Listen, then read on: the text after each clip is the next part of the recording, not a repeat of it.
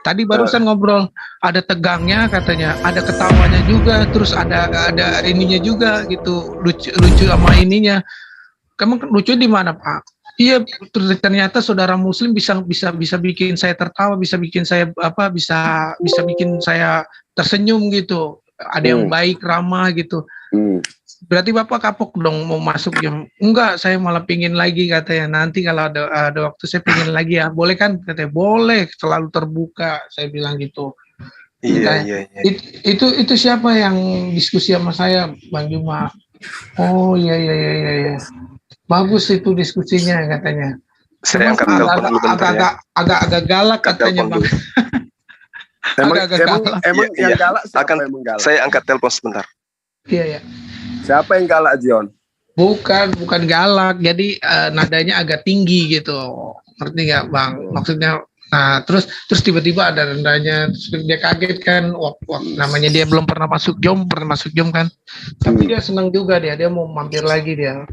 Apa-apa aku boleh ajak teman kawanku kan pendeta juga. Boleh, Pak. Makasih saya bilang gitu. Ini tadi aku teleponan sama dia nih. Sama Pak Matias.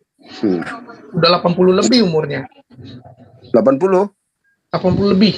Siapa Fransiskus itu? Bukan Pak Matias. Iya. Pendeta Matias. Pendeta dari Cikarang dia. Ya kan kalau sama aja, John. Kalau mas saya kan enak, John, ketawa. Saya bilang tergantung, Pak. Kalau Bapak mau bawanya sambil ketawa bercanda, semua bisa ngimbangin. Oh ya, iya saya terhibur lah pokoknya di Jam Muslim. Saya pikir wah diskusi itu gimana ya kan, cuma hanya bisa begini nanti apa sih yang didebatin? Ternyata enak juga, ada hiburannya, kata dia bilang gitu. Baru tahu dia. Saya bilang ya gitulah, Pak. Jadi kita banyak saudara ya, katanya. Iya, Pak, mau begitu, Pak. Tapi kalau saya nggak dianggap saudara, Jo. Nah, abang kan anak tiri. Tunggu dulu. Saya sama si Mican itu, saya bilang, kamu kan saudara saya. Dia bilang, enggak, lu nggak saudara saya, kata gitu. Abang kan anak tiri. Ya anak tiri juga kan baik loh. Tapi sama saya saudara, Bang. Ya iyalah, orang kita saudara lah. Banyak saudara kan banyak rezeki. Enggak lah, saya nggak mau saudara sama Pak Munir, males lah. Kenapa? Saya lagi ngambek dikit sama Pak Munir, males lah, nggak mau saudara lah sama Pak Munir. Kenapa? Nah, aduh, kalau yang namanya saudara nih, lagi pagi-pagi belum sarapan nih, tenang, delivery langsung untuk para saudara, brother. Ini kan, ini Bang, nggak ada alat untuk transfernya, Bang. Bercanda Pak Munir, saya masak lagi mau masak. Pak Munir udah ganti nama Mas Joko toh? Iya, itu kan nama asli, Bang. Oh iyalah, saya nggak mau buat nama-nama yang lain, saya buat nama asli saya aja. Itu nama. Ini ada aja ini pemulung rezeki, namanya bukan nama. Paling malas saya orang nama nggak ada namanya. Siapa, Bang? Itu pemulung rezeki, bukan namanya, bukan nama asli, pakai nama aja. Kenapa sih di Jom? Pemulung rezeki. Bukan apa-apa, takutnya. Ya memang dia pemulung mungkin, Bang. Cuma menghujat atau gimana? Enggak, ada yang nyamar-nyamar. Dan jangan salah, Bang, begitu masuk Jom taunya ini kayak kemarin kan namanya nama ini, nggak taunya siarin gambar-gambar yang nggak bagus lah, yang inilah. John, saya pengen dengan si ini, John, dengan si Ishak, sekali-sekali kamu panggil lah dia. Sama siapa? Si Ishak. Sama si Ishak. Ya, Judaism. Nanti malam ada itu sama orang Yahudi.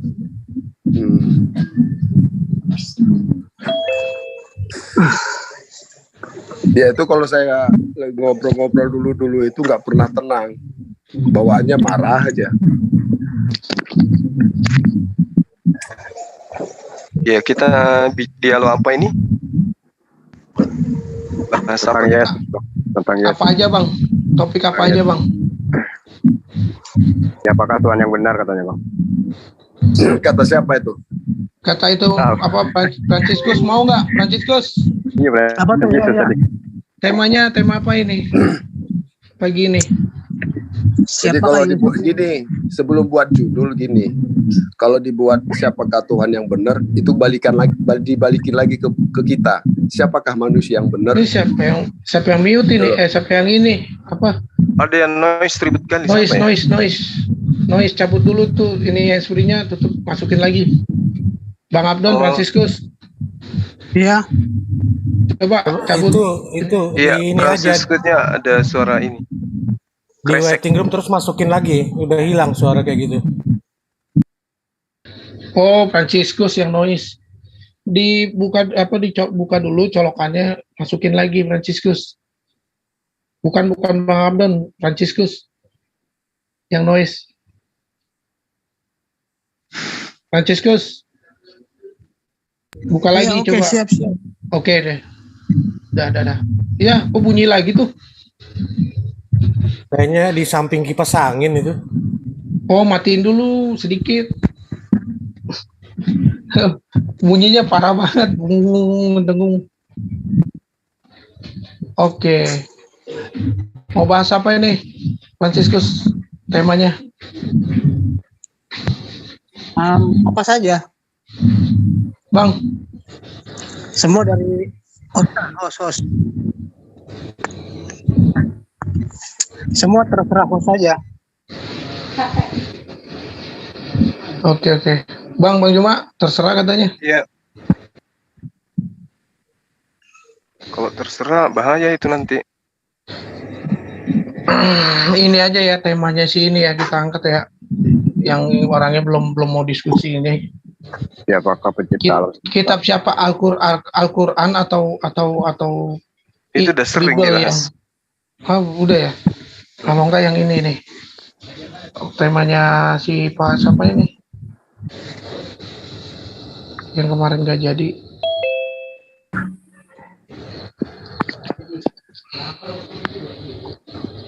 Kalau tentang Azazil aja, Azazil.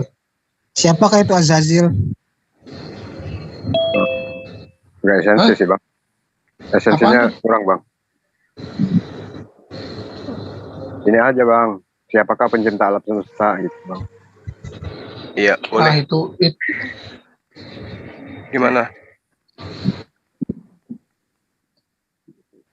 Mau nggak peran Pak Franciscus?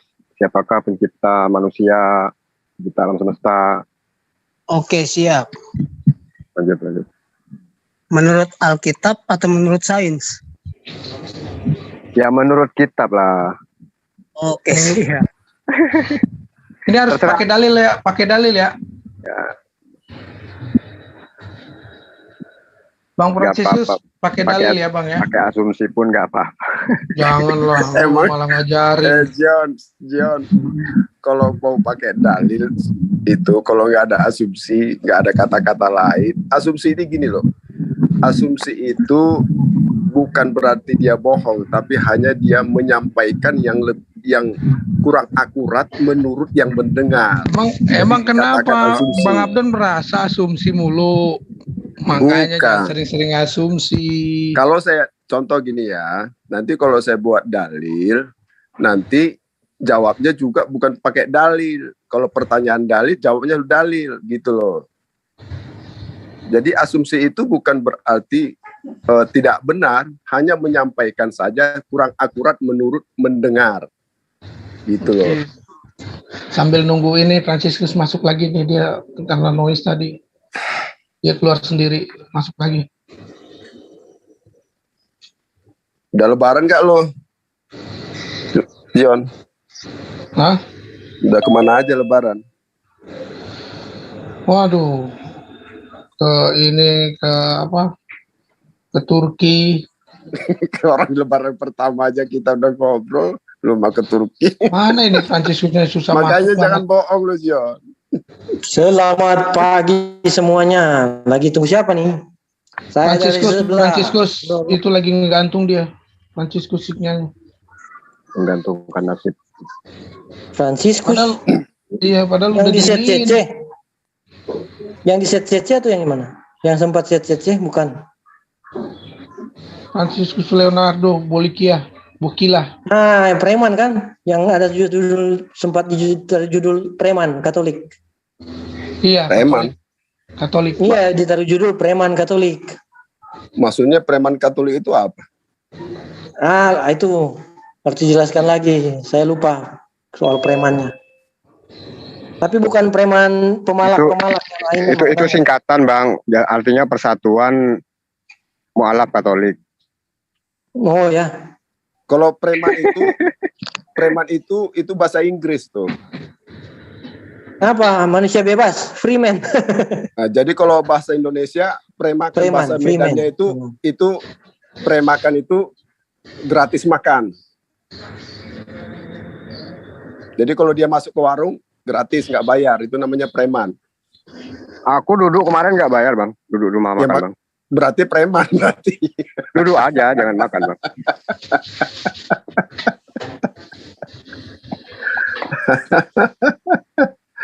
Aduh. Ya udah John, aku mundur ya. Aku lagi banyak tugas nih. Mana sih? Mau kabur nih? Bukan Jangan kabur. Enggak, ini Ada mungkin tugas. judulnya terlalu berat. Sambil nunggu Franciscus, udah langsung buka tuh siapakah sang pencipta. Ini aja sambil nanya Bang. Saya di sebelah tadi sempat monolog. Tahu-tahunya lihat di luar sudah di tempat lain. Maka kemarilah saya. Tuh dia di sebelah tuh. 7 partisipan saya monolog. Saya keluar sekarang mungkin lagi 6 partisipan senyap. Nah, tuh udah masuk tuh. Tunggu sinyalnya. Fran, sinyal kamu tuh agak-agak ini gitu. Dari tadi udah diokein, nggak masuk-masuk, baru masuk. Ya, lanjut Bang. Gurunda. Iya. Bagaimana, udah siap? Oke, dibuka dulu ininya. Pak Erwin.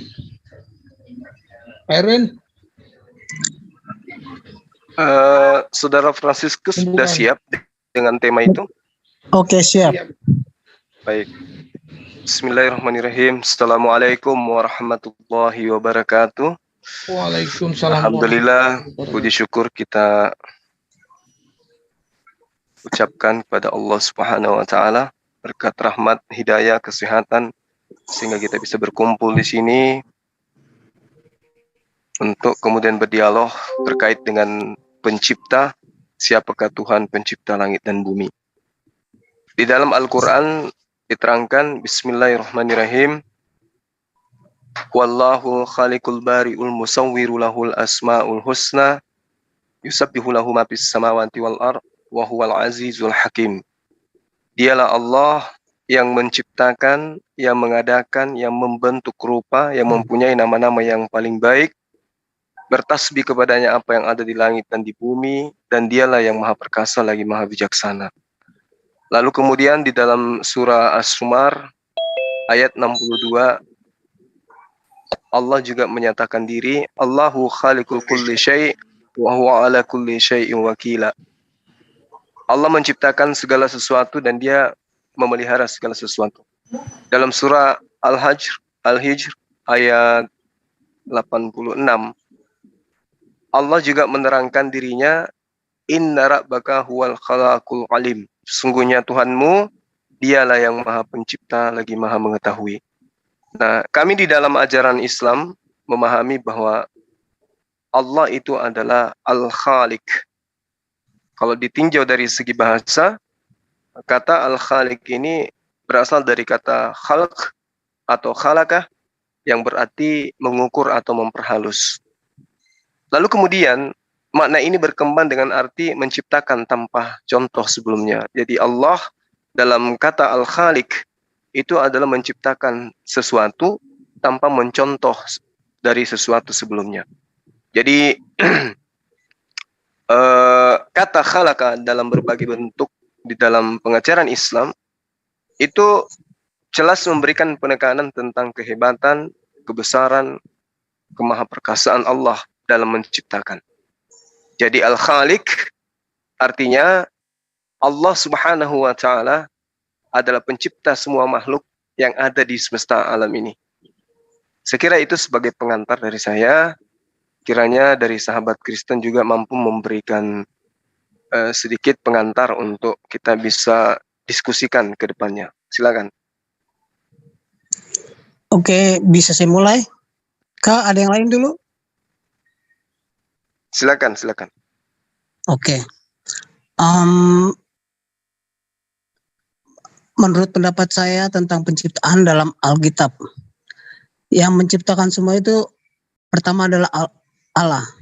Allah menciptakan langit dan bumi, hewan-hewan dan segala isinya. Lalu Allah bersabda, semua itu akan kuberikan kepadamu, maka beranak cuculah dan bertambah banyaklah. Penuhilah muka bumi ini dan kuasailah hewan-hewan dan pohon-pohon dan segala isinya di muka bumi. Lalu Tuhan Allah menciptakanlah dari antara mereka Adam. Diciptakanlah Adam dengan kabut. Kabut yang membasahi bumi dan tanah. Diciptalah Adam, diangkatlah Adam dan ditempatkan di Taman Eden. Setelah itu Tuhan Allah bersabda, baiklah kita ciptakan temannya Adam, karena tidak baik dia hidup sendirian. Lalu diciptakanlah Hawa melalui Adam. Ketika sedang tidur diambillah tulang rusuknya dan diciptakanlah Hawa. Lalu Tuhan Allah bersabda, semua buah-buah yang makanan yang di sini boleh kau makan, tapi tentang pohon kehidupan itu janganlah engkau makan, sebab ketika engkau makan kau akan mati. Tapi datanglah iblis si pendaya itu, sehingga Hawa terperdaya dan akhirnya dimakanlah buah itu. Sejak itu terbukalah mata mereka dan mereka mendapati dirinya telanjang. Lalu diambillah daun-daun ditutupi tubuh mereka. Dan setelah itu Adam dan Hawa diturunkan dari surga, diturunkan ke bumi atau dibuang ke bumi. Semenjak itu manusia banyak melakukan dosa, melakukan kesalahan kepada sesamanya, mengambil anak perempuan yang cantik-cantik, lalu mereka nikahi tanpa bimbingan Tuhan. Dan setelah itu, dibuatlah mereka binasa dengan peristiwa kejadian Nabi Nuh. Diliputilah bumi seluruhnya dengan air bah. Setelah Nabi Nuh, baru muncullah kehidupan baru yang asalnya dari keturunan Nabi Nuh. Saya kira sekian dulu penjelasan dari saya. Mungkin ada yang mau bertanya atau mau saya kembalikan kepada Pak Ustadz. Baik, makasih. Secara garis besar, apa yang sahabat saya uraikan itu juga kami setidaknya mengimani ya tentang proses kronologi yang terjadi terhadap manusia pertama, yaitu Nabi Adam alaihissalam. Sampai sejauh ini di sesi ini kita sepakat ya bahwa Tuhan itu adalah Allah, dialah pencipta langit dan bumi, sebagaimana yang saya terangkan dalilnya tadi, bahwa ketika Allah ingin menciptakan sesuatu, maka Allah itu cukup berkata, innama amruhu idza arada syai'an ayyaqula lahu kun fayakun. Ini seirama dengan apa yang diterangkan di dalam Yesaya 55 nomor 11 dan juga di dalam Mazmur 33 nomor 9. Demikianlah firmanku yang keluar dari mulutku, ia tidak akan kembali kepadaku dengan sia-sia, tapi ia akan melaksanakan apa yang ku kehendaki dan akan berhasil dalam apa yang ku suruhkan kepadanya. Di dalam Mazmur 33 juga nomor 9, sebab dia berfirman, maka semuanya jadi, dia memberi perintah, maka semuanya ada. Ini berkesesuaian dengan apa yang diterangkan dalam surah Yasin ayat 82. Innama amruhu idza arada syai'an ayyaqula lahu kun fayakun. Sesungguhnya urusannya Allah apabila Allah menghendaki sesuatu, Allah hanya berkata kepadanya jadilah, maka jadilah sesuatu itu. Jadi apa yang kemudian kita pahami ya, kita pahami bahwa konsep ini konsep di mana Tuhan itu dalam prosesi penciptaan dia cukup menghendaki.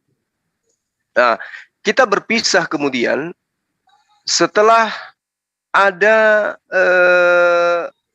ajaran yang membuat teman-teman Kristen itu menjauh dari konsep awal. Kenapa saya katakan menjauh? Karena kemudian ketika diterangkan di dalam Keluaran 2 ya, di Keluaran 2 diterangkan, akulah Tuhan Allahmu yang membawa engkau keluar dari tanah Mesir, dari tempat perbudakan. Lalu diterangkan kemudian, jangan ada padamu ilah lain di hadapanku, jangan ada sembahan lain di hadapanku. Tetapi kemudian di abad pertama ada yang mengajarkan ilah lain. Contoh yang tertuang di dalam Roma 14 nomor 9. Sebab untuk itulah Kristus telah mati dan hidup kembali supaya ia menjadi Tuhan, baik atas orang-orang mati maupun atas orang-orang hidup. Jadi ada orang yang kemudian mati, namanya Yesus Kristus, itu menjadi Tuhan di abad pertama.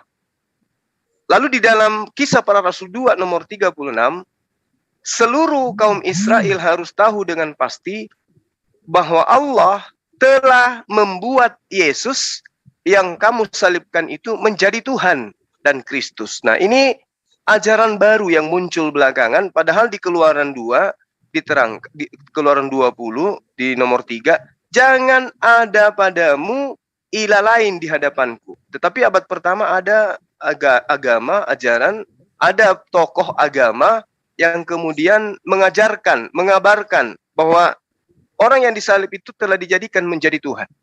Tadi di awal kita sepakat, kita masih seiring sejalan, bahwa tidak ada Tuhan selain Allah. Dialah yang menciptakan langit dan bumi.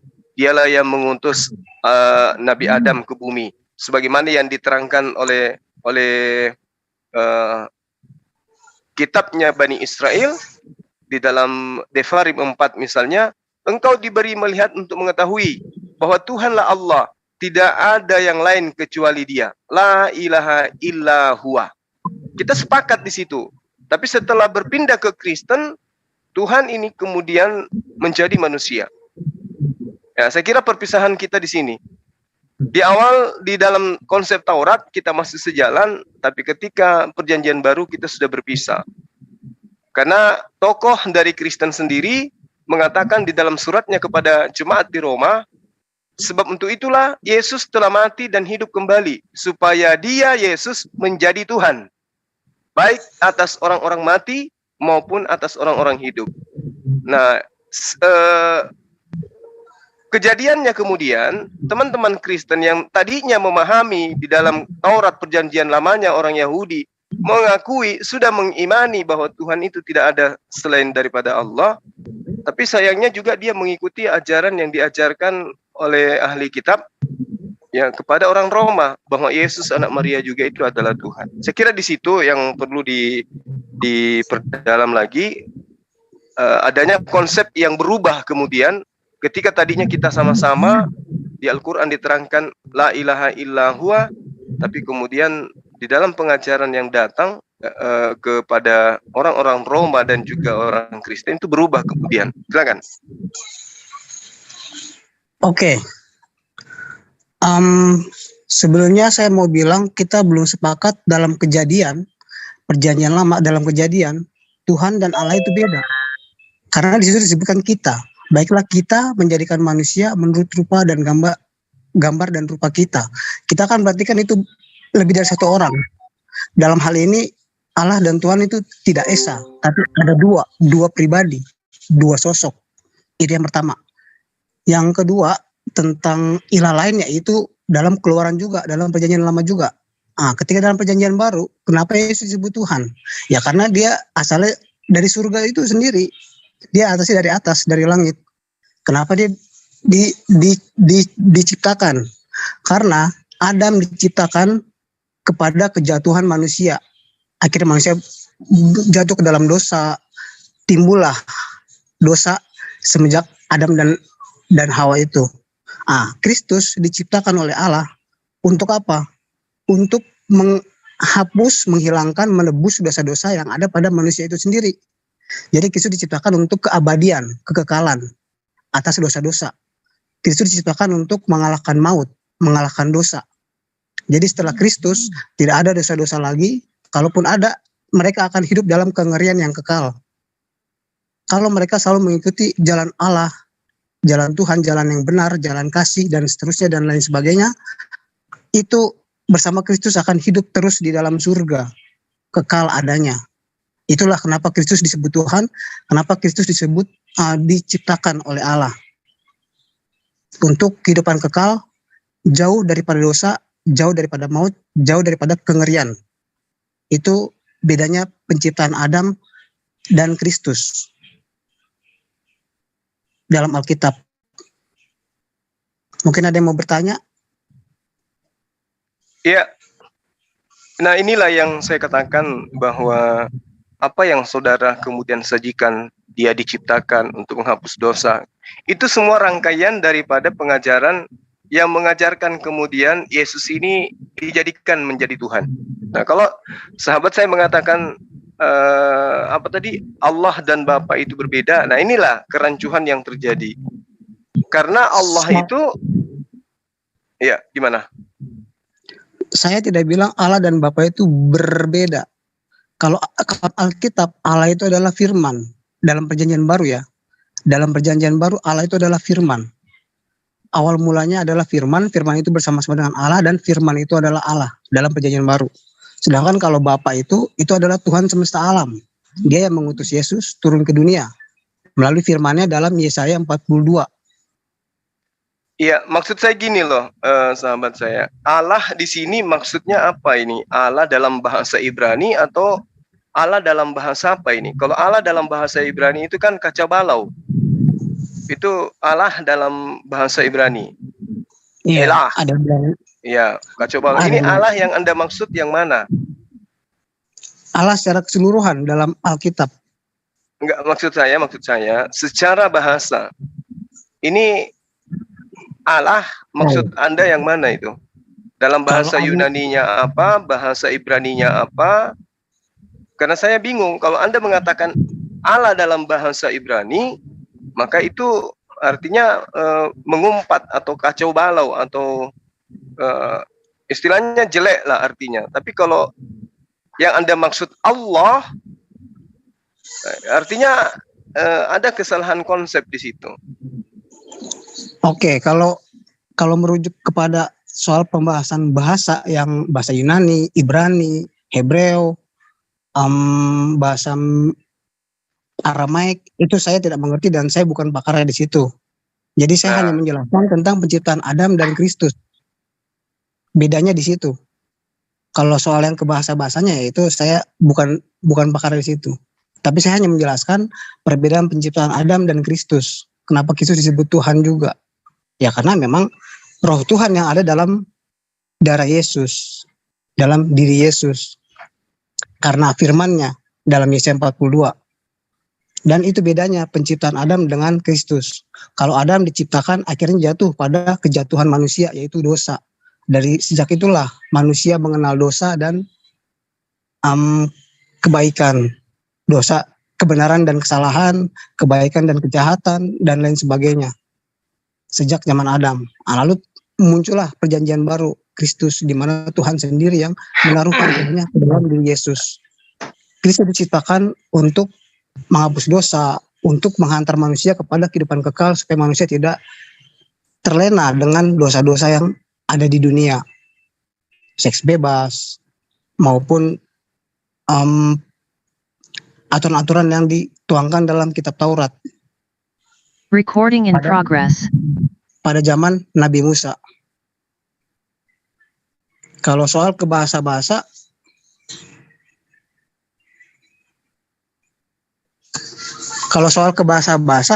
itu saya tidak mengerti dalam hal itu, dan saya hanya berbicara Alkitab berbahasa Indonesia.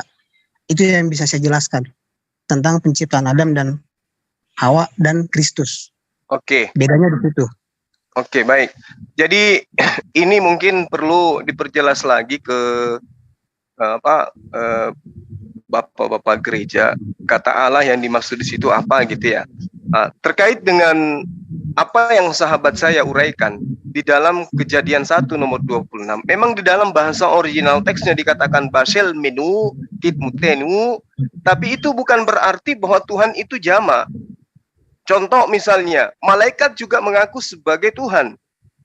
Artinya bahwa ketika Allah menciptakan, Allah itu melibatkan makhluknya yang lain untuk kemudian dalam proses. Ya, Allah ketika menghendaki sesuatu itu cukup dari dirinya, tidak ada yang lain. Tapi ketika kemudian Allah ingin melibatkan makhluknya yang lain dalam proses itu, maka Allah mengatakan Bashel menu, kitmu tenu, atau nahnu di dalam bahasa Arab. Tapi bukan berarti bahwa di situ ada 5 Tuhan, atau 3 Tuhan, atau 2 Tuhan. Nah, ketika dikatakan bahwa baiklah kita menjadikan manusia menurut gambar dan rupa kita, supaya mereka berkuasa atas ikan-ikan di laut dan burung-burung di udara dan atas ternak, ini bukan berarti ada beberapa Tuhan di situ yang bekerja sama kemudian untuk menciptakan manusia. Kalau dipahami di sini ada beberapa Tuhan, berarti ini larinya kepada ajaran politeisme, penyembahan terhadap dewa-dewa. Sangat disayangkan, orang yang mengerti bahasa Ibrani, bahasa Aramaik, ya, itu tidak memahami bahwa kata yang Anda maksud di situ itu adalah artinya Tuhan itu ada 2. Bashel menu bukan berarti ada Tuhan 2 yang setara di situ yang sedang bekerja. Tetapi yang dinyatakan di sini adalah Bashel menu itu Allah melibatkan malaikatnya di dalam proses penciptaan. Nah, ini terkolerasi dengan Al-Quran. Bagaimana kemudian Adam dicipta berasal dari tanah liat yang ada di bumi. Yang turun ke bumi mengambil tanah liat adalah malaikat, sehingga malaikat ikut berpartisipasi, maka di situ ada kata nahnu. Makanya dikatakan dalam bahasa Ibrani, Bishal minu. Bukan berarti ada 2 Tuhan. Kalau dia ada Tuhan, berarti melanggar semua kaidah-kaidah ajaran tauhid yang diajarkan oleh para nabi. Kenapa diterangkan demikian? Karena Allah menerangkan bahwa sebab itu ketahuilah pada hari ini dan camkanlah bahwa Tuhanlah Allah yang di langit dan di atas di bumi, di bawah, tidak ada yang lain. Kalau tidak ada yang lain, sebagaimana yang diterangkan di Devarim 4, nomor 39, maka adalah kekeliruan yang sangat nyata kalau dikatakan di situ ada 2 Tuhan. Devarim 32, nomor 39, lihatlah sekarang bahwa akulah dia. Tidak ada Allah, tidak ada Tuhan kecuali aku. Akulah yang mematikan dan menghidupkan. Aku telah meremukkan, tetapi akulah yang menyembuhkan. Dan seorang pun tidak ada yang dapat melepaskan diri dari tanganku. Jadi kalau sahabat saya mengatakan bahwa pada saat proses penciptaan di situ ada 2 Tuhan, karena ada kata kita, di situ saya katakan Anda keliru besar. Karena kata kita di sini atau kami di sini, kalau di terjemahan lama itu menggunakan kata kami, kata nahnu, itu bukan berarti bahwa Tuhan itu ada jama, tetapi Tuhan lagi melibatkan, pertama melibatkan makhluknya, yang kedua dia menyatakan kebesarannya, bahwa dia mampu menciptakan. Nah, menjadikan manusia menurut gambar dan rupa bukan berarti manusia itu segambar dan serupa dengan Tuhan, tidak. Kalau dia serupa dan segambar dengan Tuhan, maka manusia itu ada dua jenis. Ada wanita, ada laki-laki. Nah, Tuhannya ini serupa dengan laki-laki apa perempuan? Ini keliru. Menurut gambar dan rupa maksudnya menurut rancangan Tuhan. Contoh misalnya gini.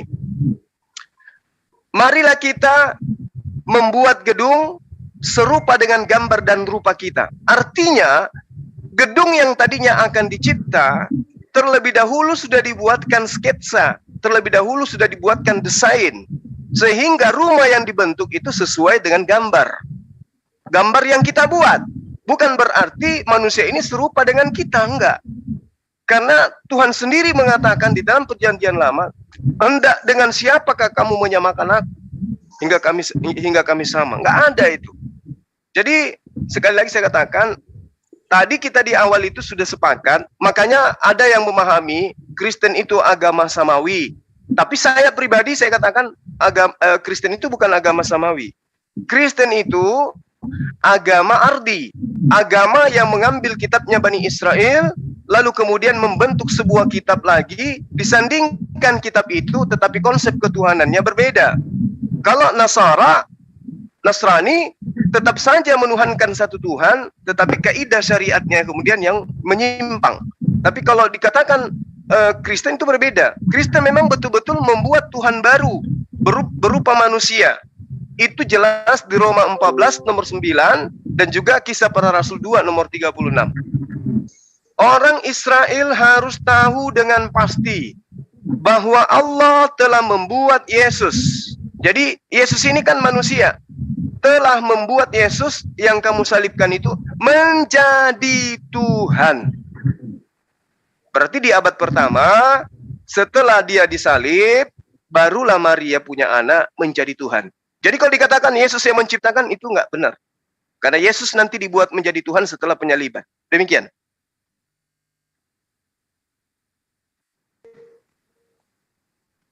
Oke. Yang pertama saya mau meralat Abang. Silakan. Pertama, saya tidak mengatakan dua Tuhan. Tapi ada dua pribadi, dua wujud. Allah dan Tuhan. Pertama Allah menciptakan bla bla bla bla, baru Tuhan menciptakan Adam dan Hawa dan mengawasi Taman Eden tersebut. Nah, setelah dalam kitab Kejadian itu Tuhan dan Allah terpisah lagi. Tuhan yang selalu ada Recording in progress. Tuhan yang ada selalu bersama dengan nabi-nabinya. Nabi Musa, Abraham, Daud dan lain-lain, itu selalu Tuhan yang ada bersama mereka, yang selalu bersabda langsung kepada mereka. Tapi kalau Allah tidak pernah bersabda, tidak pernah bersabda secara langsung. Tapi kalau Allah ada bersama-sama dengan mereka, itu ada tentang kejadian Tuhan menampakkan diri di Gunung Sinai. Itu ada dua pribadi, ada Tuhan dan Allah. Kalau Anda perhatikan baik-baik itu Keluaran 24. Anda baca Keluaran 24. Itu tentang Tuhan yang berfirman pada Musa dan Allah yang hadir bersama mereka di atas gunung itu.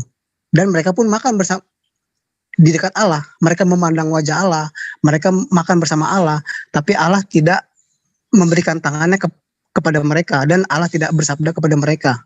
Tapi Tuhan yang dalam wujud api, dalam bentuk api, yang bersabda secara langsung kepada mereka. Tuhan dan Allah. Nah, lalu seperti yang saya bilang tadi, dalam perjanjian baru, Yesus lahir dari firman menjadi manusia, yaitu untuk menghantar manusia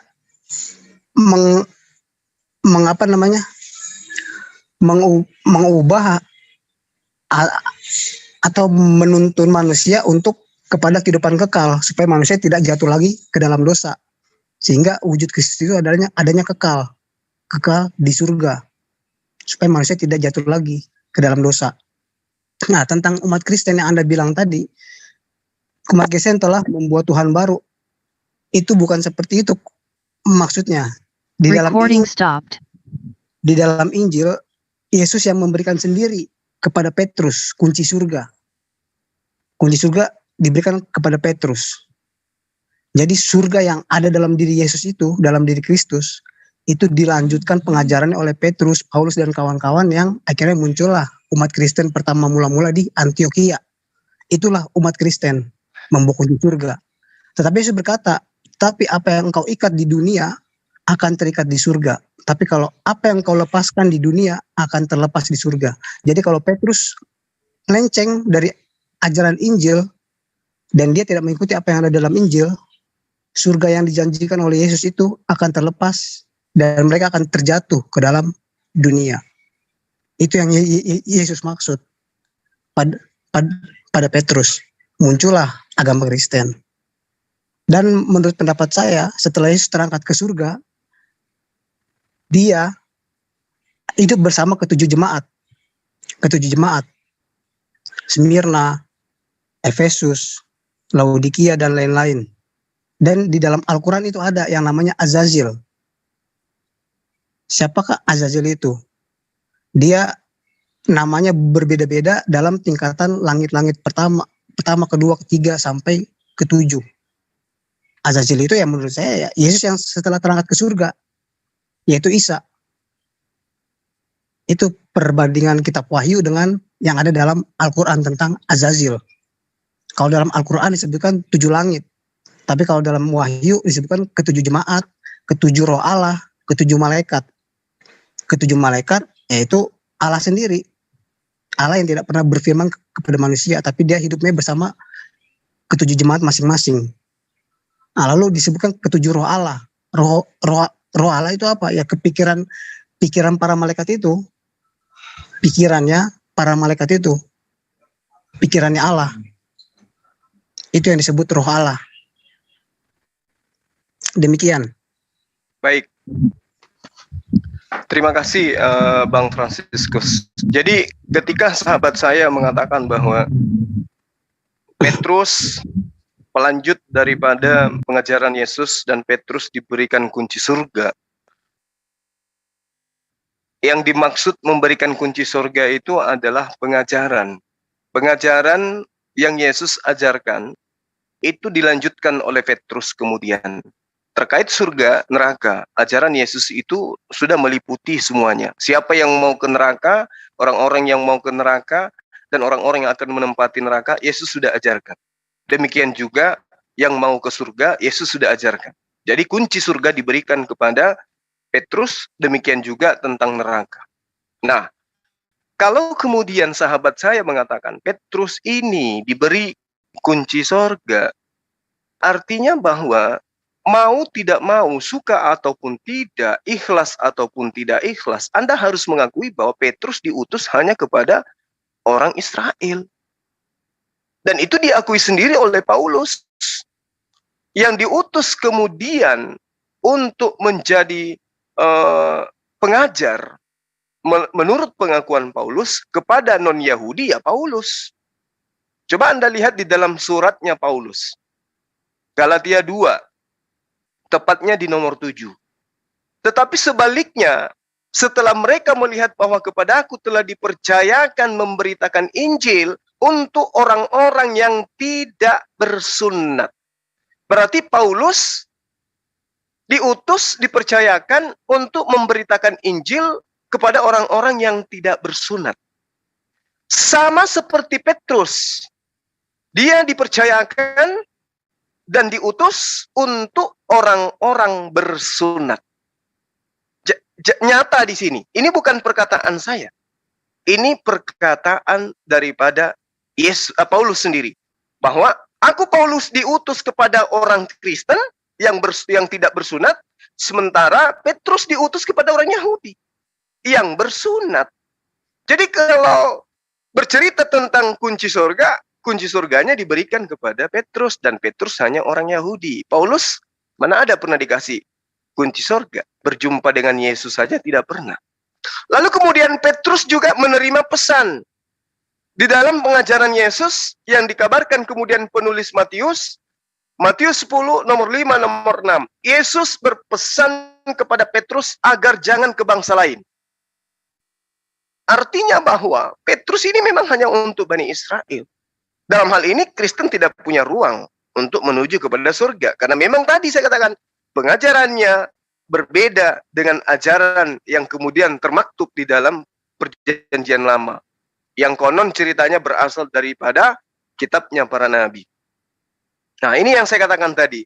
Lalu kemudian ketika Anda membahas tentang Azazil, saya katakan singkat. Azazil itu di dalam pengajaran Islam itu justru iblis. Tapi nantilah kita akan bahas pada sesi berikutnya. Kita akan buktikan itu.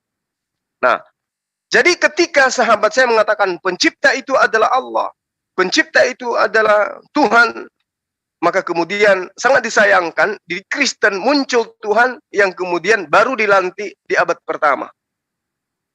Orang Israel harus tahu bahwa Yesus yang kau salibkan itu telah dijadikan menjadi Tuhan. Kisah Para Rasul 2 nomor 36. Roma 14 nomor 9, sebab itulah Kristus telah mati dan kembali hidup. Supaya dia menjadi Tuhan. Jadi Yesus itu mati, kemudian hidup, supaya dia menjadi Tuhan. Ini data, ini dalil. Ya lain cerita kalau Anda ingin membantah dalil Anda sendiri. Jadi Yesus itu mati dulu untuk hidup supaya dia menjadi Tuhan. Kalau dia tidak mati, dia tidak bisa menjadi Tuhan. Karena ada kata penekanan di sini. Agar, supaya.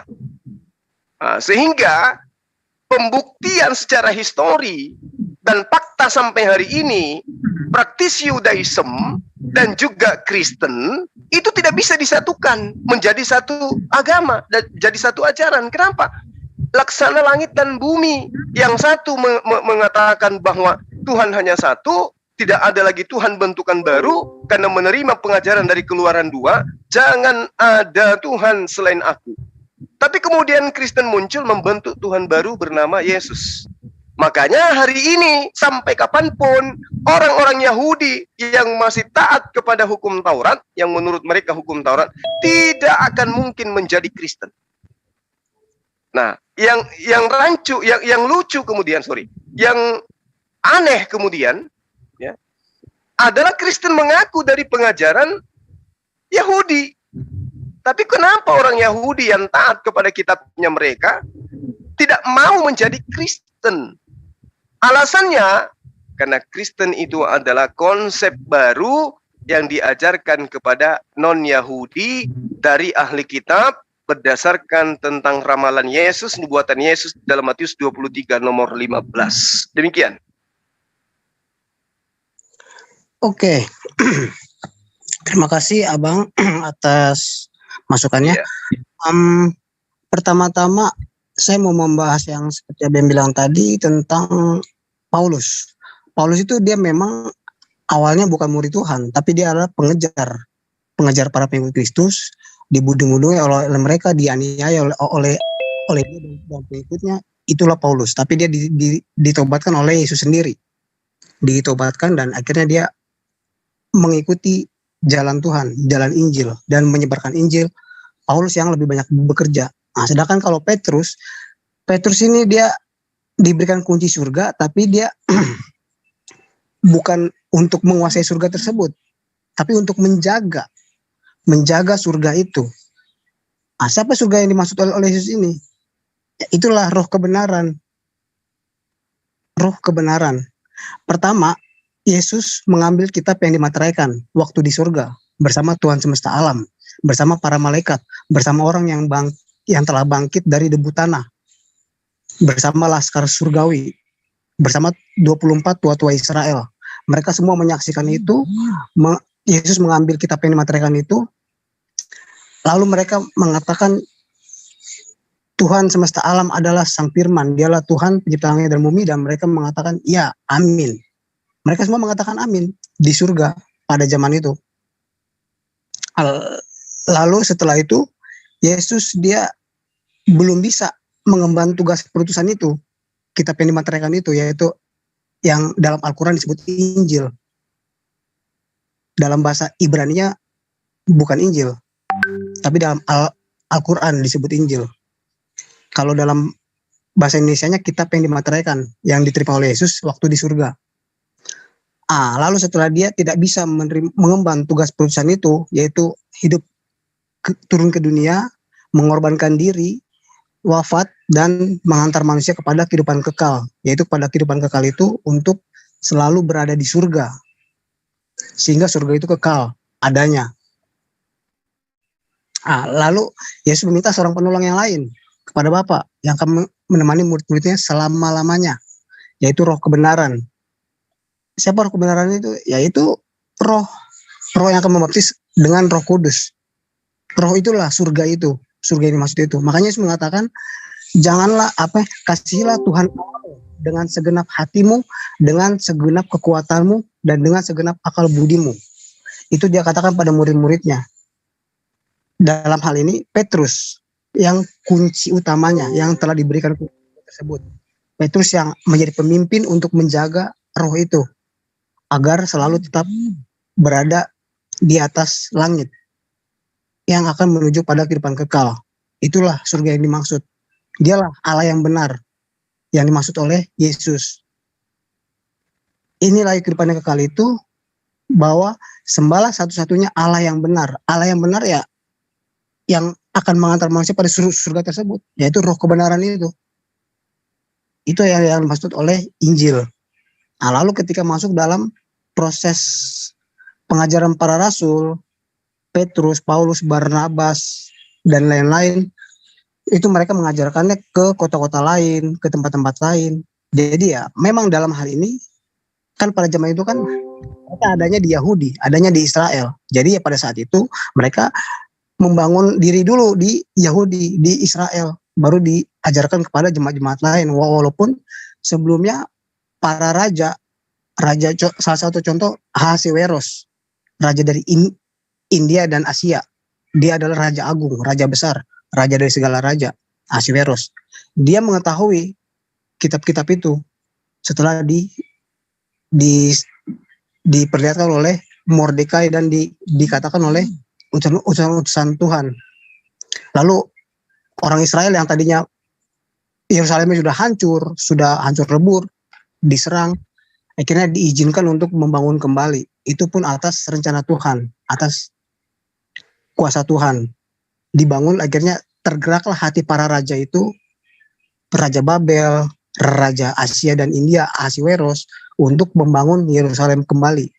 Membangun, itulah awal mula Yerusalem baru, perjanjian baru yang akan munculnya Yesus Kristus ke dunia. Dan itu ditujukan bukan hanya untuk Israel, pembangunannya untuk orang Israel, untuk orang Yahudi. Pembangunan iman kepada Kristus. Tapi nanti setelahnya diteruskan kepada bangsa-bangsa lain, kepada bangsa orang Yahudi maupun bukan orang Yahudi. Itu Paulus pernah mengatakan itu, tapi saya lupa di ayat berapa, di surat apa. Paulus mengatakan bahwa Injil ini disebarkan untuk orang Yahudi maupun bukan orang Yahudi, untuk orang Yunani maupun bukan orang Yunani. Itu ada kata-kata seperti itu. Dan terbentuklah kaum Kristen mula-mula di Antioquia merujuk pada Paulus, Petrus, khususnya Petrus dan kawan-kawan. Akhirnya dari situlah Petrus menjadi paus yang pertama. Atas dasar itu, dialah batu karang pondasi gereja, Petrus, Santo Petrus. Itulah Kristen, itulah Injil. Demikian. Baik, terima kasih Bang. Jadi kalau misalnya Anda mengatakan itu adalah Petrus yang kemudian sampai ke Antioquia, itu disebabkan karena sahabat saya ini membaca ya buku Petrus 1, Petrus 2, yang mana muatannya memang berisikan tentang konsep-konsep yang sama dengan konsep yang diajarkan oleh Paulus, dan bahkan sampai hari ini itu kita tidak tahu siapa penulisnya. Karena kalau Petrus, sekali lagi saya katakan, kalau Petrus, dia mendapatkan mandat dari Yesus untuk tidak ke bangsa lain. Coba kita lihat, terkait dengan apa yang sahabat saya terangkan tentang Paulus tadi, karena sahabat menanggapi tentang Paulus. Tadi pengakuan Paulusnya di Galatia 2, dia mengaku bahwa dia diutus untuk non-Yahudi. Diutus untuk orang-orang yang tidak bersunat. 1. Kemudian, kalau kita melihat di dalam pengajaran Lukas 21 nomor 8, di situ Yesus konon menceritakan kepada murid-muridnya, orang Israel, waspadalah supaya kamu jangan disesatkan. Sebab banyak orang akan datang dengan memakai namaku dan berkata akulah dia, dan saatnya sudah dekat, janganlah kamu mengikuti mereka. Jadi, kalau kita memahami secara bebas data ini, di sini mengatakan akan ada orang yang datang menggunakan namaku dan mengatakan akulah dia. Nah, lalu dia dikatakan oleh Yesus bahwa sebelum muncul orang-orang yang membawa namaku ini, sebelum muncul orang yang mengatasnamakan namaku ini, kamu muridku Bani Israel, terlebih dahulu akan ditangkap dan dianiaya. Kamu akan diserahkan ke rumah-rumah ibadat dan penjara-penjara, dan kamu akan dihadapkan kepada raja-raja dan penguasa-penguasa oleh karena namaku. Ini dialami oleh murid Yesus angkatan pertama. Dan pelakunya adalah Paulus. Sementara Yesus mengatakan, waspadalah supaya kamu jangan disesatkan. Banyak orang yang akan datang dan memakai namaku. Namun sebelum itu terjadi, kata Yesus di nomor 12-nya di Lukas 21, kamu lebih dulu akan ditangkap dan dianiaya. Siapa yang melakukan ini? Penyesat. Siapa penyesat ini? Silakan Anda jawab sendiri. Lalu kemudian ketika sahabat saya mengatakan, Paulus bukan murid, ya, bukan murid Tuhan. Tapi kemudian dia muncul Paulus Anda katakan bukan murid Tuhan dari sejak semula, tapi kemudian dia muncul sebagai orang yang bertobat, lalu kemudian menjadi murid. Saya katakan kepada sahabat saya, lagi-lagi di dalam pengajaran Paulus di Korintus, dia mengatakan bahwa dia dipilih sejak dari rahim ibunya. Jadi antar apa yang Anda sampaikan dengan pengakuan Yesus itu kontradiksi. Paulus mengatakan dia dipilih dari sejak rahim ibunya. Nah, kembali lagi. Di dalam Yeremia diterangkan, Yeremia 9 nomor 11, Tuhan berfirman kepada Yeremia, aku akan membuat Yerusalem menjadi timbunan puing, tempat persembunyian serigala-serigala. Jadi serigala yang dimaksud agar diwaspadai oleh Yesus itu adanya di Yerusalem, bukan di Arab. Aku akan membuat Yerusalem menjadi timbunan puing, tempat persembunyian serigala-serigala. Aku akan membuat kota Yehuda menjadi sunyi sepi, tidak berpenduduk lagi. Jadi Yerusalem itu menjadi tempat sembunyinya serigala-serigala. Lalu kemudian Yesus menerangkan di dalam Matius 10 nomor 16 kepada murid-muridnya Bani Israel yang 11 orang, lihat, aku mengutus kamu seperti domba di tengah-tengah serigala. Jadi Yesus mengutus murid-muridnya di tengah-tengah serigala. Di mana ini? Di Yerusalem. Di mana serigalanya? Yerusalem. Di mana tempat sembunyian serigala? Yerusalem. Di mana murid-murid Yesus diutus? Yerusalem. Jadi serigalanya berasal dari Yerusalem, bukan dari Arab. Matius 10 nomor 16. Lalu kemudian Matius 10 nomor 5 nomor 6 yang tadi, Yesus berpesan kepada ke-12 muridnya agar tidak ke bangsa lain. Berarti Yesus mengatakan serigalanya itu di Yerusalem. Lebih lanjut lagi, di dalam pengajaran Yesus, di dalam 1 Yohanes 2 nomor 18, anak-anakku, waktu ini adalah waktu yang terakhir. Dan seperti yang telah kamu dengar, seorang antikristus akan datang. Sekarang telah bangkit banyak antikristus. Itulah tandanya bahwa waktu ini benar-benar adalah waktu yang terakhir. Ini perkataan Yesus kepada murid-muridnya. Nomor 19-nya, memang mereka berasal di antara kita. Berarti antikristus ini berasal dari orang-orang Yerusalem sendiri. Antikristus ini betul-betul berasal dari orang Yahudi itu sendiri. Serigalanya ini benar-benar adanya di Yerusalem. Serigala ini benar-benar berasal dari ahli Taurat itu sendiri. Serigalanya ini betul-betul berasal dari orang sebangsa dengan Yesus. Jadi bukan dari bangsa Arab, apalagi 600 tahun kemudian. Memang mereka berasal dari antara kita. Jadi jangan cari kambing hitam di luar daripada Yerusalem. Makanya saya mengatakan, Kristen ini berasal dari mana? Kristen berasal dari ahli Taurat. Ahli Tauratlah yang kemudian mendirikan ajaran Kristen. Yang pertama kali disebutkan di Antioquia. Ahli Tauratlah yang sampai ke Antioquia, yang kemudian mengajarkan tentang kekristenan, ada manusia dibunuh, bangkit untuk menjadi Tuhan. Nah, inilah yang dipesan oleh Yesus. Waspadalah pada ahli Taurat, orang Farisi, orang munafik, yang kemudian menyeberangi lautan, menjelajahi daratan, untuk mentobatkan orang masuk ke dalam agamanya menjadi orang neraka, dan 2 kali lebih jahat daripada ahli Taurat. Nah, ini sebenarnya sudah nyata sekali nih. yang dimaksud serigala ini adalah orang-orang Yahudi yang diutus kepada murid-muridnya, kemudian Yesus itu diutus di tengah-tengah serigala, yaitu orang Yahudi, maka so pasti ajaran yang ditimbulkan kemudian yang datang dari Yahudi itu adalah ajaran yang berasal dari serigala. Dan alhamdulillah, Islam tidak diajarkan oleh orang-orang Yahudi, tidak diajarkan oleh orang-orang yang berasal dari tengah-tengah Yesus, dan tidak berasal dari Yerusalem, tempat serigala-serigala bersembunyi. Sekira begitu sementara. Silakan ditanggapi. Oke. Maaf dulu Pak Fransiskus. Saya biar paham dulu Ustadz Juma ini. Oke lah, saya pemahamannya Pak Juma itu, Ustadz Juma nggak masalah. Tetapi begini, ini sebenarnya terlalu banyak sih, melebar sih. Apa yang kita angkat, yang kita fokuskan dalam pembicaraan, ya kan? Jadi dari tadi bicara masalah Yerusalem, bicara tentang pemahaman tentang Tuhan. Nah, jadi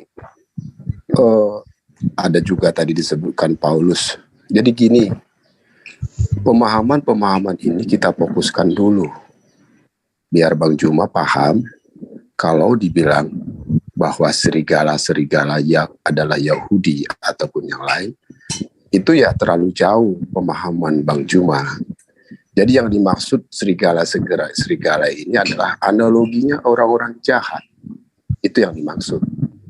Jadi, kalaupun bicara tentang Paulus ini adalah kesaksian dirinya tentang mengikuti ajaran daripada Yesus.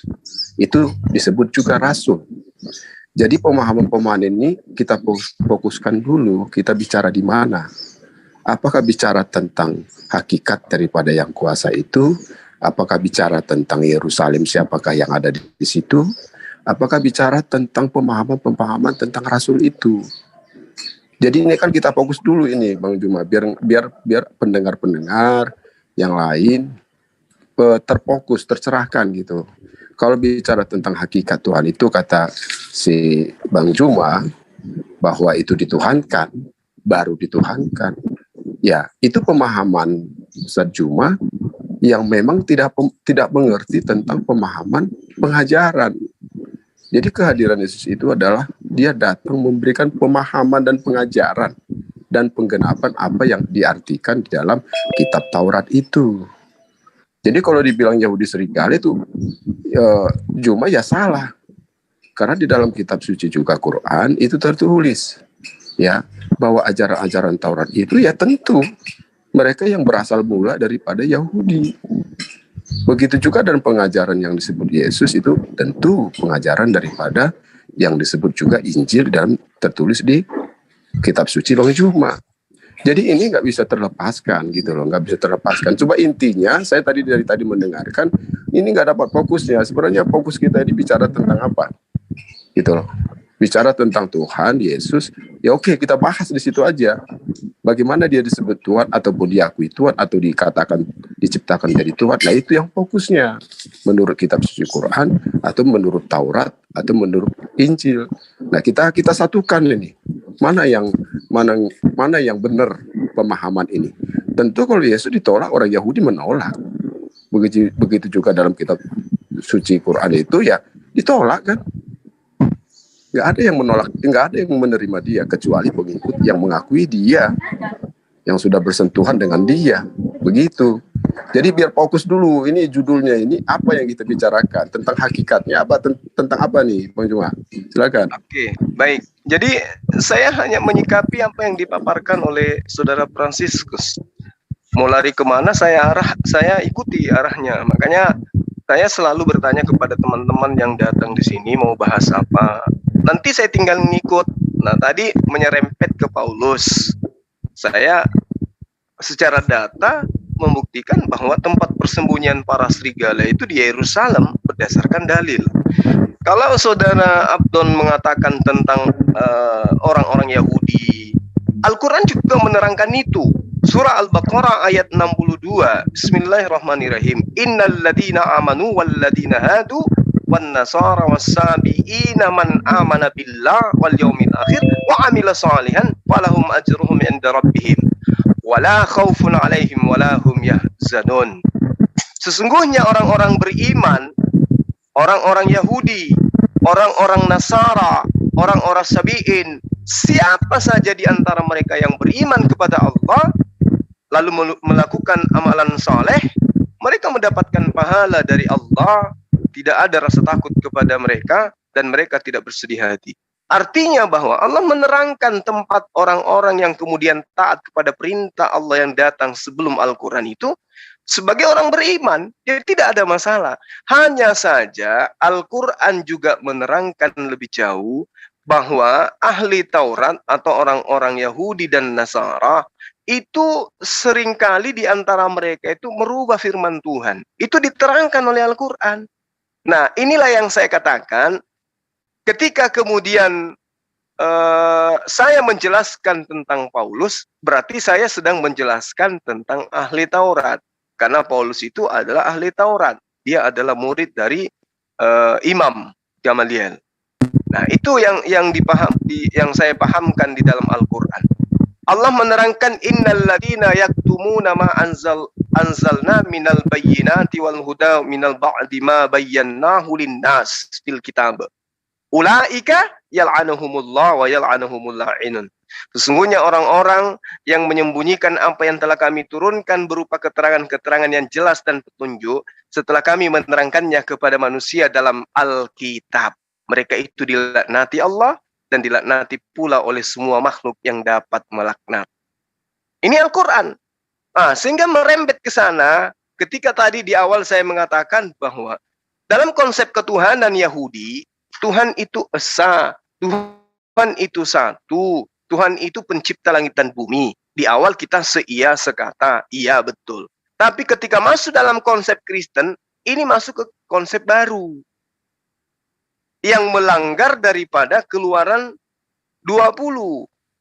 Ketika Allah mengatakan, akulah Tuhan Allahmu yang membawa engkau keluar dari tanah Mesir, dari tempat perbudakan. Jangan ada padamu sembahan lain di hadapanku selain aku. Nah, tapi orang Yahudi yang karena ingin mendapatkan jempol, keuntungan yang sedikit dari penjajah kala itu, membentuk Tuhan baru yang dihadiahkan kepada penjajah, yaitu Yesus. Maka saya katakan pengajaran Tuhan berubah menjadi manusia itu tidak diajarkan kepada non-Yahudi, diajarkan kepada Yahudi, tapi diajarkan kepada jemaat-jemaat yang memang sudah menganut ajaran politeisme. Makanya di Antioquia pertama kali disebut Kristen, karena Antioquia itu markas penyembahan terhadap berhala-berhala, dewa-dewa. Makanya dengan mudah diterima. Coba kita lihat. Yesus datang kepada Bani Israel. Yesusnya yang mengajarkan Taurat. Yesusnya yang mengajarkan tentang tauhid, mengajarkan tentang keesaan Tuhan, mengajarkan tentang kenabian Musa, ditolak. Boro-boro mau mengajarkan konsep dirinya Tuhan. Sehingga konsep yang muncul di Kristen, ajaran Yesus Tuhan, Yesus inkarnasi Tuhan, dan seterusnya, itu nggak laku. Jangankan Paulus, Yesus pun ketika menjajakan ajaran dirinya Tuhan kepada Yerusalem sekalipun, tidak akan laku di Yerusalem. Kenapa? Karena Yerusalem itu mengajarkan ajaran tauhid. Apalagi Paulus, makanya Paulus itu konsen mengajarkan kekristenan kepada non-Yahudi. Nah, jadi kalau Anda bertanya, ada konsep Tuhan baru? Ya ada memang. Di Kristen. Tapi sekarang, Kristen itu cerdas. Teman-teman Kristen itu punya rasa malu. Sehingga mereka harus gagah-gagahan sekuat tenaga mengajarkan bahwa Tuhannya juga esa, meskipun tiga. Itu yang perlu saudara Abdon pahami. Jadi orang Kristen memang harus tahan banting. Mereka harus mempertahankan muka tebal. Mereka harus mengatakan Tuhannya satu, meskipun tiga. Itu Bang. Ya, saudara Franciscus mungkin, silakan. Iya, saya pertama mau menambahkan apa yang dibilang oleh Bapak tadi itu, Bapak Pendeta siapa, saya tidak tahu namanya. Itu Abdon Sagala. Iya. Pak Abdon. Iya, Pak Abdon Sagala. Iya. Tentang serigala. Orang gagahnya Mesir dia itu. Itu adalah orang Saduki, orang Farisi yang menentang tentang ajaran kebangkitan Kristus. Orang-orang fasik itu orang yang selalu melakukan kejahatan, diperingatkan tidak mau, itu orang fasik. Itu orang-orang fasik. Orang bebal ya sama dengan orang fasik. Sudah dikasih tahu itu salah, tapi mereka masih melakukan terus. Nah, itu namanya serigala-serigala. Dan mereka punya kuasa di situ. Dan mereka tidak mau menerima itu. Nah, lalu tentang Tuhan Allah.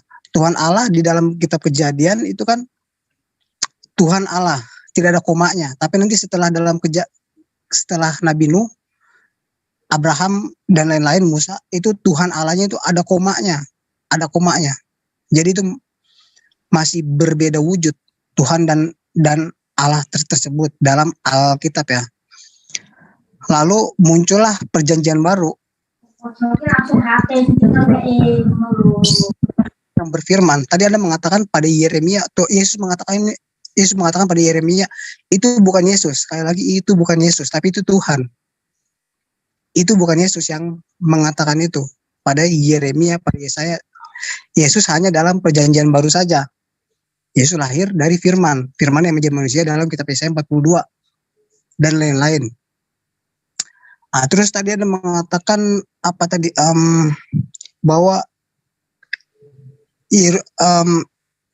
Kristen itu ajaran pagan, ajaran berhala. Tidak seperti itu. Seperti pesan Yesus kepada Petrus. Petrus diberikan kunci surga.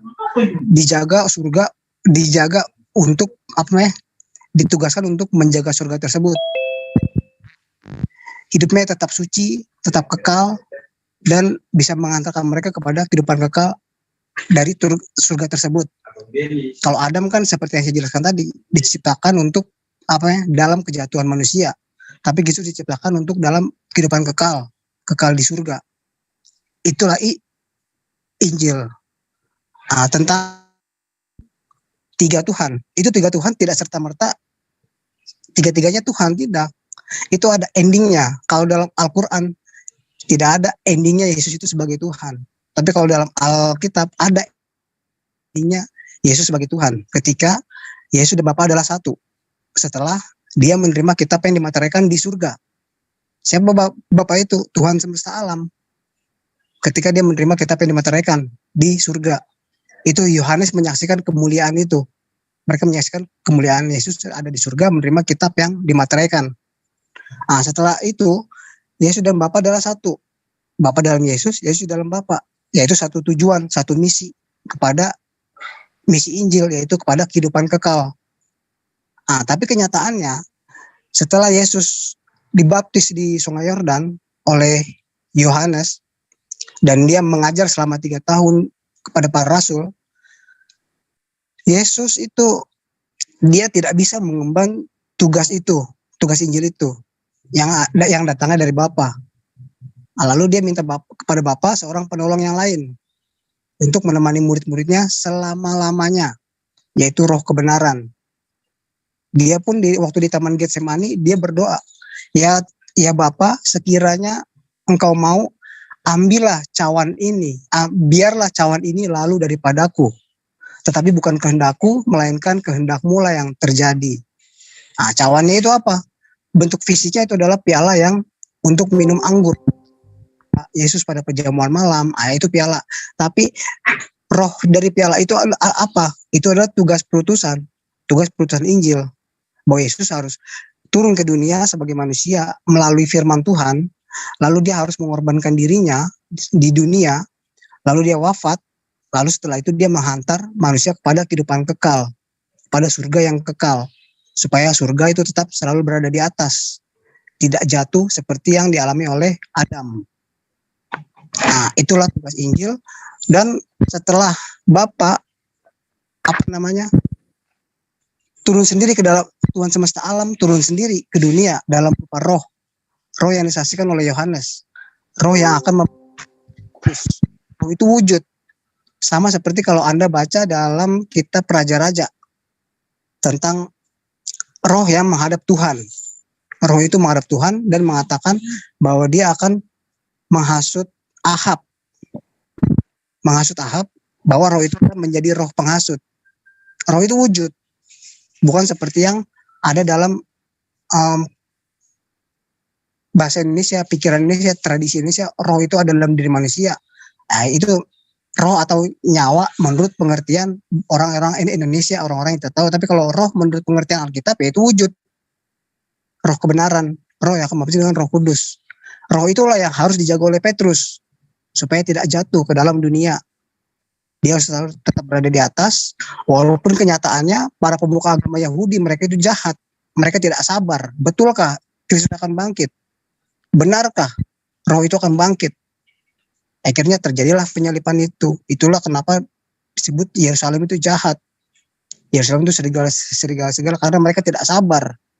Mereka selama Yesus ada di dunia, sebelum roh itu turun ke dunia, mereka selalu mengajar Yesus. Mereka selalu mengajar Yesus, ingin membuktikan kebenaran itu. Tapi akhirnya Tuhan alami sendiri turun ke dunia. Setelah Tuhan sendiri turun ke dunia dalam rupa roh, yaitu roh kebenaran, otomatis ada satu lagi. Lalu kemana Bapak? Bapak tubuh rohaninya bangkit dan turun ke dunia, yaitu dalam rupa roh itu. Maksud oleh Yesus. Lalu kemana Pak? Roh firmannya Tuhan semesta alam, firmannya, perkataannya, pengajarannya, sabdanya, itu naik kembali menjadi Allah. Allah yang adalah firman yang adalah Allah. Perkataannya, pengajarannya dan lain-lain. Sedangkan tubuh rohaninya bangkit dan turun ke dunia dalam rupa roh itu. Setelah itu Yesus dan roh itu yang satu, bukan Bapa. Lalu Yesus pun pernah mengatakan, perkataanku adalah roh dan hidup.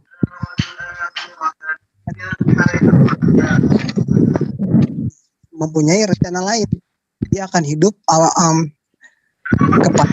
tinggal diisi lengkapi formatnya. Dia kepada ketujuh jemaat, roh itu diserahkan kepada Petrus. Tanggal juga kunci surga disebutkan kepada Petrus yang harus menjaganya. Apa yang Petrus dan murid-murid ikat di dunia akan terikat di surga. Tapi kalau misalnya mereka melepaskan di dunia, akan terlepas di surga. Jadi Kristus, roh itu yang adalah Kristus, itu tidak ada di surga, tapi ada di dunia. Bahkan murid-muridnya pun bisa jatuh ke dalam neraka, kengerian kekal. Kalau mereka tidak bisa menjaganya dan tidak membuat surga tetap berada di atas. Itu yang disebut satu Allah. Allah yang adalah firman, 3 diri, Bapa, Putra dan Roh Kudus. Tapi endingnya, waktunya, ruangnya itu berbeda-beda. Bahkan tempatnya pun berbeda-beda. Satu Allah yang adalah firman, dari kitab Kejadian sampai Wahyu, 3 diri. Itu yang dimaksud. Jadi satu Allah 3 diri itu adalah bentuk simpel dari keseluruhan Alkitab. Satu Allah yang adalah firman yang adalah Allah. Itu Alkitab berbahasa Indonesia. Kalau dalam bahasa Yunani sana tidak tahu, bahasa Aram sana tidak tahu. Sekian. Oke, baik. Buru-buru saya ya. Berdiri. Oke, Bang Juma, gini, saya coba dulu nih, biar saya simpulkan dulu. Saya tanggapi itu sedikit, Bang. Oke. Ya, supaya nanti saudara kita Fransiskus ini mengetahui apa tanggapan saya gitu ya. Di awal saudara mengatakan Yesaya, Yeremia bukan Yesus yang berfirman di sana. Ini menandakan makin nyata Yesus itu Tuhan baru. Lalu kemudian saudara mengatakan 3 Tuhan itu tidak serta-merta. Artinya Tuhan tadinya tidak 3, tapi berproses kemudian menjadi 3. Lalu karena Kristen ini pingin dikatakan sebagai pengikut Yesus, maka kembali kepada pengajaran Yesus, Tuhan itu satu. Namun sudah terlanjur mengakui bahwa ada Tuhan selain daripada Allah, yaitu Yesus. Nah, kita lihat data. Di dalam pengajaran Bani Israel terkait dengan konsep ketuhanan. Contoh yang tadi saya katakan di dalam Yesaya 55:11. Demikianlah firmanku yang keluar dari mulutku. Ia tidak akan kembali kepadaku dengan sia-sia. Di sini Allah bersama dengan firman-Nya. Di sini Yesus belum ada. tetapi ia akan melaksanakan apa yang kukehendaki dan berhasil dalam apa yang kusuruhkan kepadanya. Coba kita runut ini. Kita urut, ya. Kita urut supaya sampai kepada Yesus. Demikianlah firmanku yang keluar dari mulutku. Firman Allah keluar dari mulutnya Allah, kemudian disampaikan malaikat Gabriel kepada Maria. Dari firman Tuhan keluar dari mulutnya, diantarkan oleh Gabriel kepada Maria. Maria, Tuhan menginginkan engkau hamil dan melahirkan seorang anak bernama Yesus. Itulah firman yang keluar dari mulut Tuhan. Nah, apakah di sini sudah berbentuk Yesus? Tidak. Ini masih berupa perkataan, masih berupa ide, masih berupa gagasan, masih berupa sketsa.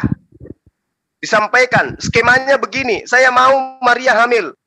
Firman terlontar dari mulut Tuhan. Yesus belum ada. Nah, dikatakan tetapi ia akan melaksanakan apa yang kukehendaki. Penyampaian malaikat Gabriel kepada Maria membuahkan hasil. Maria hamil. Barulah kemudian tercipta Yesus. Ini kalau kita urut dari Yesaya 55 nomor 11. Demikianlah firmanku yang keluar dari mulutku. Ia tidak akan kembali kepadaku dengan sia-sia, tetapi ia akan melaksanakan apa yang kukehendaki dan berhasil dalam apa yang kusuruhkan kepadanya. Berarti firman ini adalah kehendak Tuhan. Kalau dikatakan firman itu bersama-sama dengan Tuhan, maksudnya kehendak Tuhan bersama-sama dengan Tuhan. Ketika kehendak Tuhan ingin menjadikan sesuatu, maka sesuatu itu jadi. Dan sesuatu yang jadi itu bukan Tuhan. Ya, firman itu telah menjadi daging. Di dalam kitab Indonesia, firman itu telah menjadi manusia. Artinya, kehendak Tuhan terbukti. Akibat kehendaknya, maka Maria melahirkan manusia. Berarti Yesus itu adalah manusia ciptaan yang berasal dari kehendak Tuhan. Bukan Tuhan itu sendiri. Lalu kemudian di dalam pengajaran Yesaya 33 nomor 9. Sebab Tuhan berfirman maka semuanya jadi. Tuhan berfirman kepada Maria, hamillah engkau, lahirkanlah seorang anak bernama Yesus. Lahir. Dia memberi perintah. Wahai Maria, hamillah. Hamil. Lahirkan seorang anak laki-laki bernama Yesus. Lahir. Berarti yang dilahirkan berdasarkan perintah, itu semua adalah ciptaan. Nah, kalau kemudian saudara tadi mengatakan, tidak, tiga Tuhan itu tidak serta-merta. Memang betul. Karena para nabi termasuk Yesus tidak pernah mengajarkan tiga Tuhan. Nanti di ajaran ahli Taurat, yang diajarkan, dihadiahkan kepada Romawi, yang memang sudah menganggap dewa mereka nusul menjadi manusia, barulah ada Theos datang dalam bentuk Paidi. Paidi itu anak. Jadi Theos berubah inkarnasi menjadi Paidi. Jadi Yesus itu diimani sebagai Paidi Theos, anak Tuhan atau anak dewa. Seperti itu. Silakan. Oke, terima kasih. Jadi gini, kita berurut dulu dari penggenapan Taurat, Jemaat. Jadi Yesus itu bukan diangkat jadi Tuhan atau jadi Tuhan baru, bukan, ya. Jadi perkataan-perkataan ini ya kita bisa ambil contoh nih, perkataan ketika Yesus berbicara dengan seorang perempuan, ya. Jadi itu ada di 1 Petrus 1. Jadi urutan dari Taurat itu tadi, Torah tadi itu yang diberikan pengajaran oleh Musa itu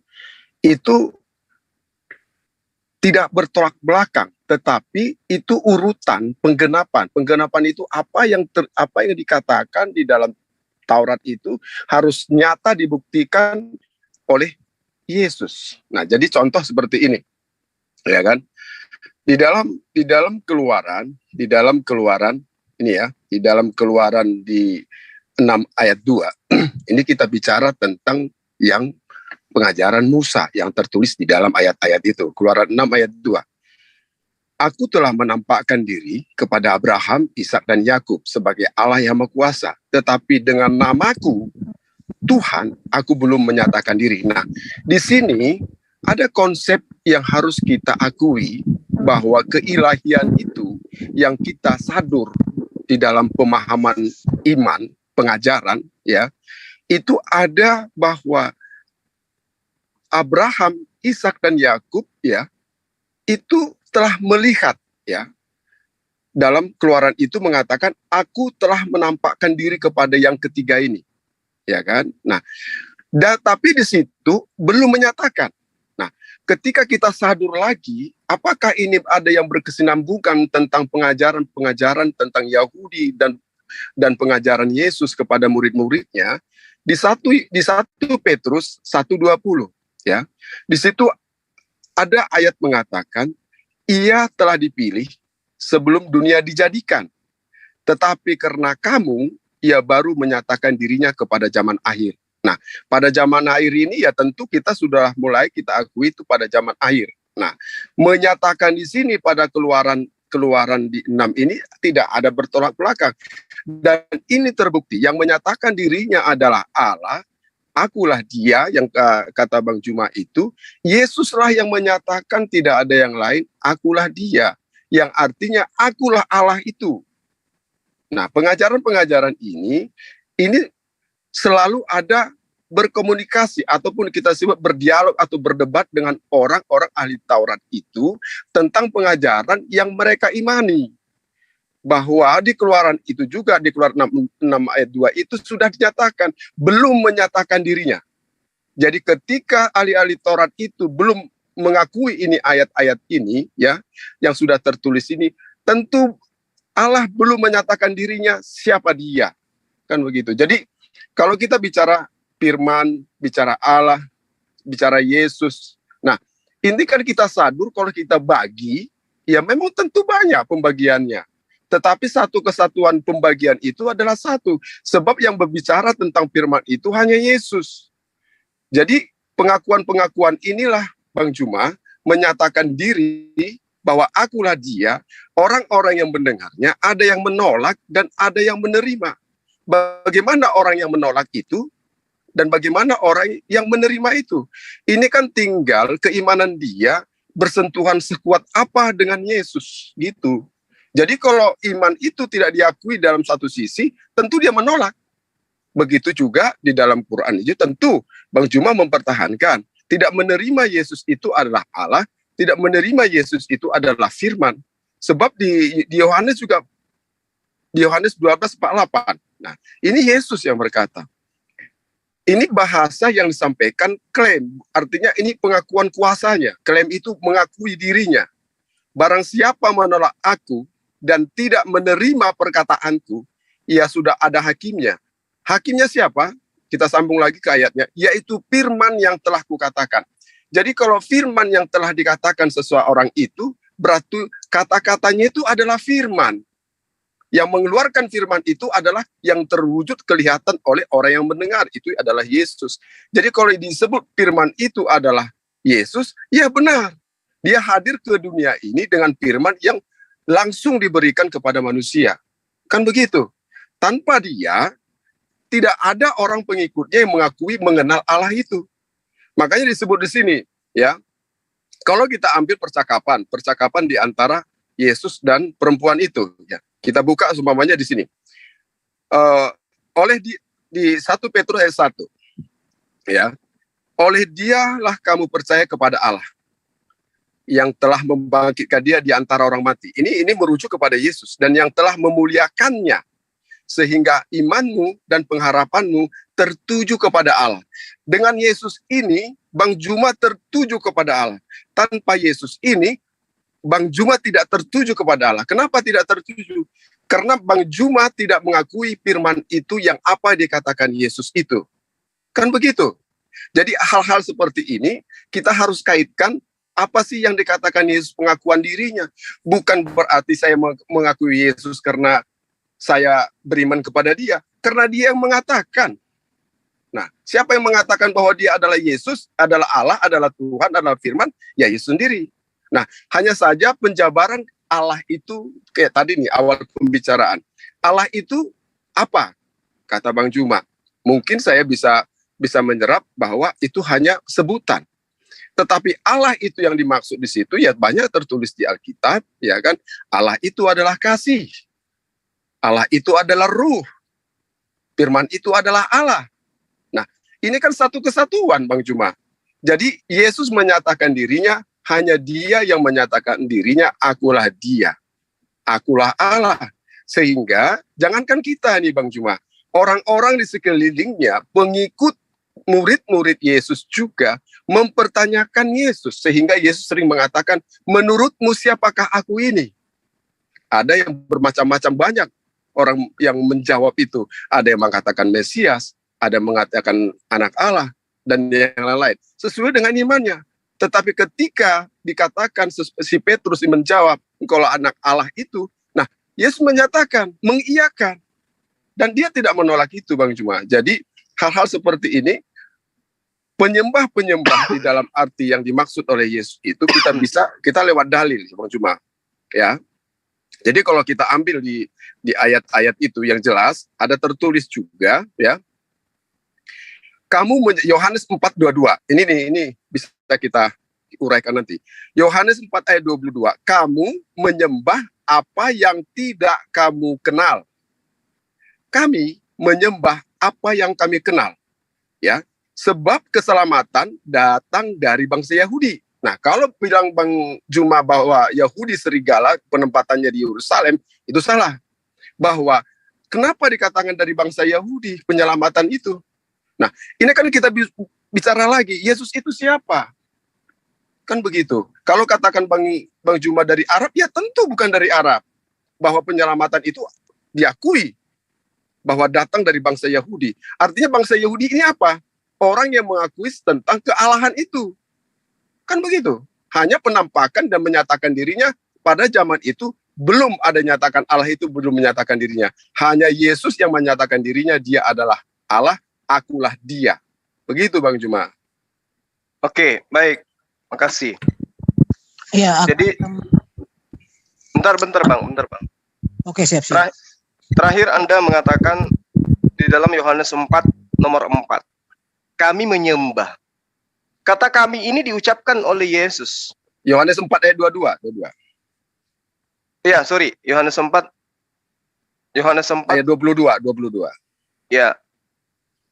Jadi di situ diterangkan bahwa Yesus mengaku sebagai hamba Tuhan. Di situ jelas dikatakan bahwa kami menyembah apa yang kami sembah. Artinya Yesus mendudukkan dirinya sebagai hamba. Yesus dan murid-muridnya. Makanya Yesus mengatakan kata kami. Dan itu juga diterangkan kemudian di dalam Kisah Para Rasul 3 nomor 13. Allah Abraham, Ishak dan Yakub, Allah nenek moyang kita memuliakan hambanya yaitu Yesus. Jadi data ini tidak bisa dipungkiri. Yesus itu hamba Tuhan.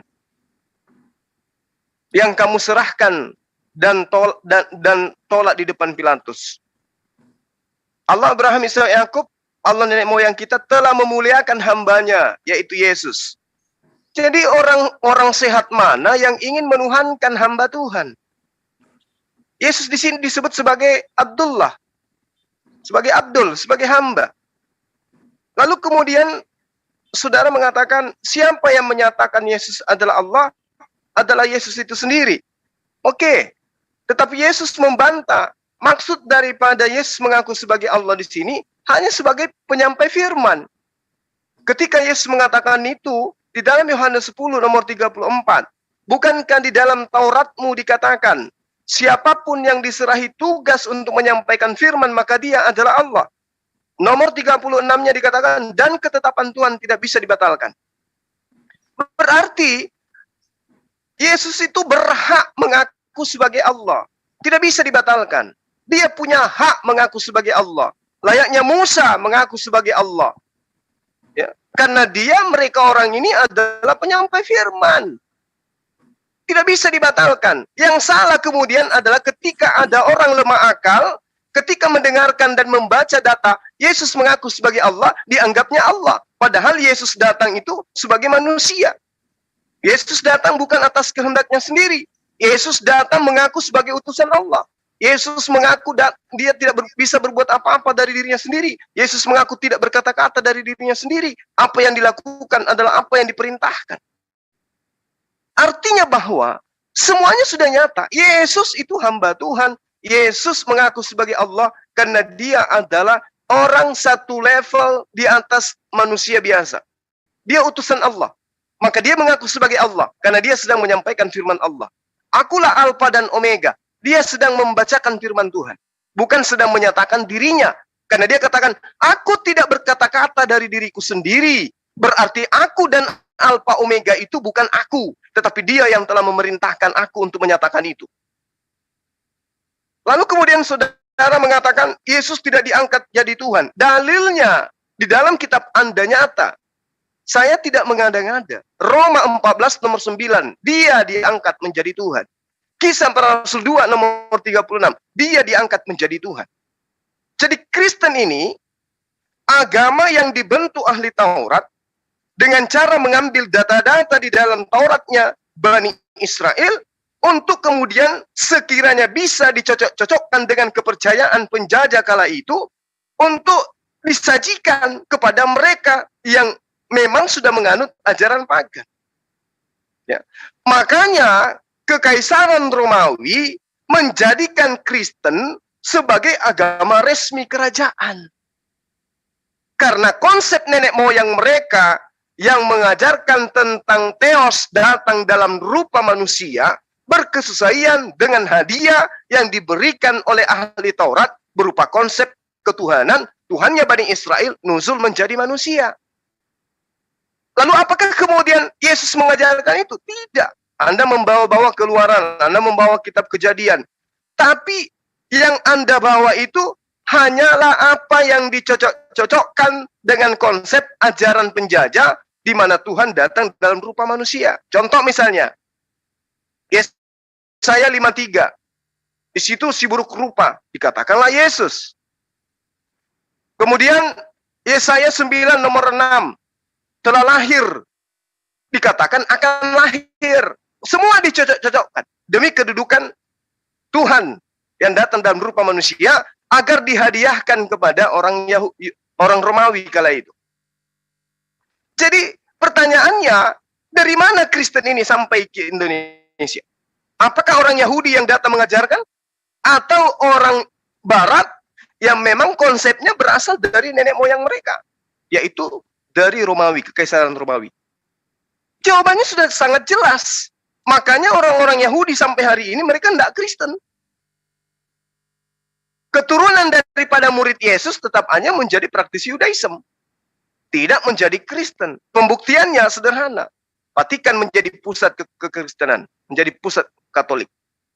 Yerusalem menjadi pusat ajaran Yudaism. Jadi dua agama yang berbeda, konsep berbeda, kitab yang berbeda, lalu kemudian dicocok-cocokkan seakan-akan dianggap bahwa itu adalah satu. Kalau Anda mengatakan saya keliru, Anda mengatakan saya salah memahami apa yang terjadi di dalam kitab Anda. Buktinya secara sederhana yang tadi. Yesus mengatakan dirinya Allah. Yesus mengatakan dirinya Tuhan. Dikarenakan Yesus sebagai utusan Tuhan. Datanya jelas, Yohanes 10 nomor 34, 35, 36. Jadi saya tidak muluk-muluk.